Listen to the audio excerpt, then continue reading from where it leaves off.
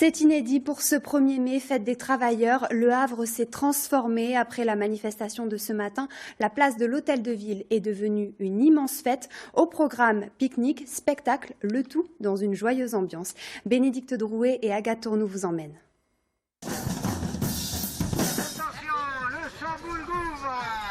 Musique, danse et stands de jeux, ambiance festive dans les jardins de l'Hôtel de Ville transformés en kermesse géante à l'initiative du monde de la culture. Cet après-midi, c'est faire entendre nos revendications, comme nous on sait le faire, donc avec humour, sarcasme et surtout bonne humeur et sans mettre en danger les gens.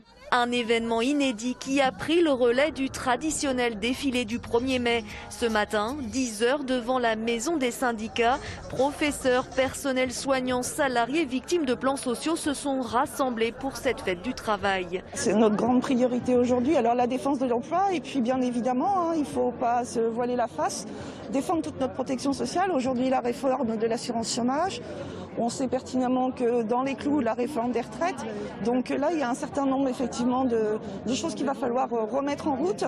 Un message porté par tous et relayé par le collectif Occupation Le Havre, né en mars dernier avec la fermeture des lieux de culture. On ne veut pas de loi de sécurité globale, on ne veut pas la nouvelle réforme de l'assurance chômage qui va créer encore plus de précarité. Et tout le reste, quoi. Donc on s'est ouvert à vraiment toutes les luttes, que ce soit pour les artistes, auteurs, autrices, graphistes ou autres qui sont encore précaires aussi.